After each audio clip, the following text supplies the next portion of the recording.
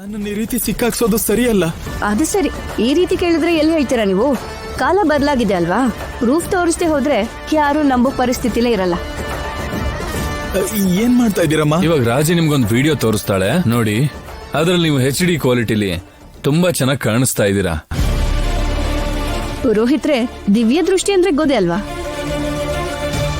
ಎಲ್ಲೋ ಏನೋ ನಡೀತಿದ್ರೆ ದಿವ್ಯ ದೃಷ್ಟಿನಲ್ಲಿ ನೋಡ್ತೀವಿ ಅಲ್ವಾ? ಇದು ಕೂಡ ಅಂಥದ್ದೇ. ಇದನ್ನ CC ಕ್ಯಾಮ್ರಾ ಅಂತಾರೆ. ಎಲ್ಲಿ ಏನ್ ನಡೀತಾ ಇದ್ರು ಒಳ್ಳೆ ಕ್ವಾಲಿಟಿಯಿಂದ ವಿಡಿಯೋ ತೆಗೆಯತ್ತೆ. ನಿಮಗ್ ಗೊತ್ತಾಗದೇ ಇರೋ ಹಾಗೆ ನಿಮ್ ದೇವಸ್ಥಾನದಲ್ಲೇ CCTV ಇಡ್ಸಿದೀನಿ. ಆ ವಿಡಿಯೋ ತೋರಿಸ್ತೀನಿ, ಸ್ವಲ್ಪ ನೋಡಿ.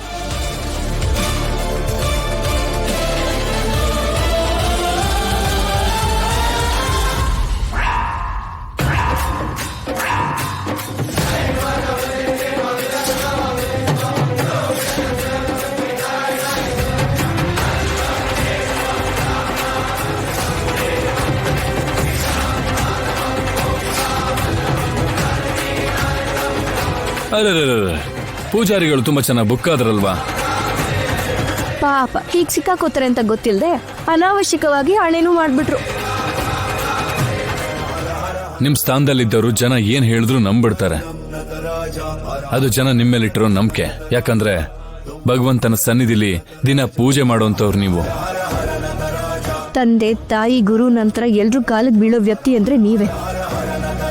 ಅಂಥದ್ರಲ್ಲಿ ನೀವು ಕೂಡ ಈ ತರ ದಾರಿಯಲ್ಲಿ ಹೋದ್ರೆ ಹೇಗೆ?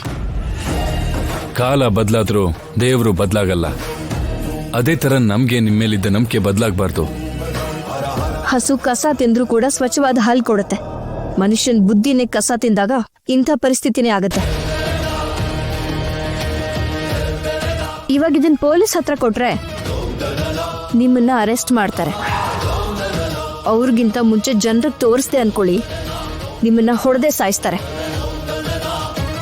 ಹೇಳಿ ಪುರೋಹಿತ್ರೆ, ಪೊಲೀಸರಿಗೆ ತೋರಿಸ್ಬೇಕಾ ಅಥವಾ ಜನರಿಗೆ ತೋರಿಸಲ್ಲ? ನಾನು ನಿಮ್ಮಿಷ್ಟಾನೆ.